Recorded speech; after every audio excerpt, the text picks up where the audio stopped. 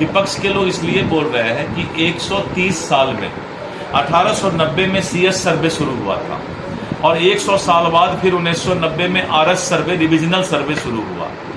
विपक्ष के कुबत की बात नहीं थी कि वो 130 साल में बिहार के जमीन का सर्वे करा लिया, और उन्हीं लोगों का पाप है जो कि आज पूरे बिहार में जमीन विवाद में 60% केस थाना में जमीन विवाद का होता है और करीब 30-35% केस कोर्ट में जो है जमीन विवाद का होता है। तो इतने आज़ादी से लेके आज तक और आज़ादी के पहले, आज़ादी से लेके आज तक जो सरकार थी उनकी इच्छा शक्ति बहुत कमजोर थी, जिस कारण से उन्होंने सर्वे का काम पूरा नहीं कराया। नीतीश कुमार जी के नेतृत्व में करीब 10,000 स्पेशल सर्वे अमीन की नियुक्ति की गई और ये स्ट्रांग विल पावर है सरकार का, बहुत मजबूत इच्छा शक्ति है कि जो काम 130 साल में नहीं हुआ वो काम सरकार करवाने जा रही है। और लोग अगर विपक्ष के बोलते हैं कि आपस में इसमें विवाद हो जाएगा, कुछ नहीं होने वाला है।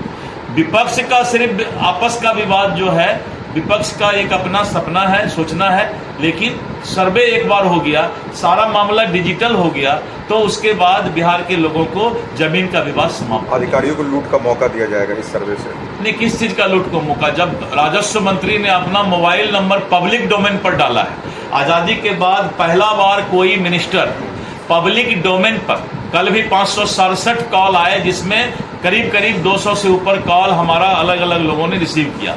मैंने डाल दिया है कि अगर कोई सर्वे में आपसे पैसा मांगता है तो उसको टांगने का काम ये राजस्व मंत्री का है, आप चिंता मत कीजिए। कि जो सर्वे का काम चल रहा है उसमें हम लोगों ने अभी ग्राम सभा का शुरुआत करना है और करीब 22,000 गाँव ग्राम सभा लगाया जा चुका है। उसमें हम वहाँ के मुखिया, पंचायत समिति, वार्ड मेंबर को कह करके पूरे गांव के लोगों को इकट्ठा करते हैं और इकट्ठा करके उनको बताते हैं कि आपको बहुत ज़्यादा इसमें चिंता करने की आवश्यकता नहीं। सारे कागजात हमारे पोर्टल पर हमारे राजस्व कर्मचारी के पास उपलब्ध है।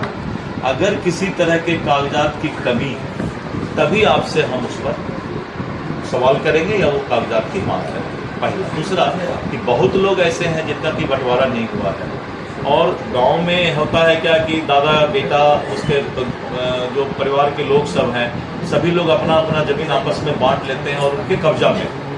तो वैसे परिस्थिति में भी कोई चिंता करने की आवश्यकता नहीं। वो वंशावली बनाकर जो देंगे और जो आपस में सहमति बनाकर देंगे तो उन सभी लोगों को का वही जमीन माना जाएगा जो उनके परिवार वाले आपस में बैठ करके बताएंगे। हम सर्वे में वही चढ़ाएंगे।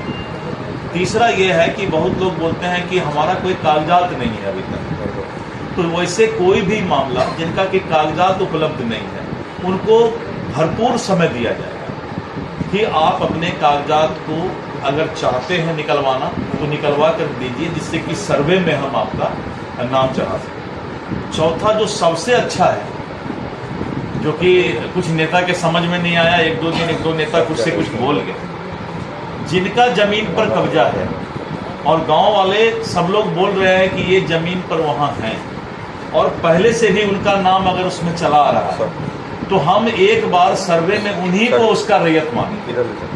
बाद में अगर दिक्कत है किसी को तो वो कोर्ट में जाए, टाइटल सूट करे, सिविल सूट करे। तो सर्वे से किसी तरह का कोई विवाद भी नहीं होने वाला है और एक साल में 3 बार 3-3 महीने में हम उनको आपत्ति करने का मौका देंगे।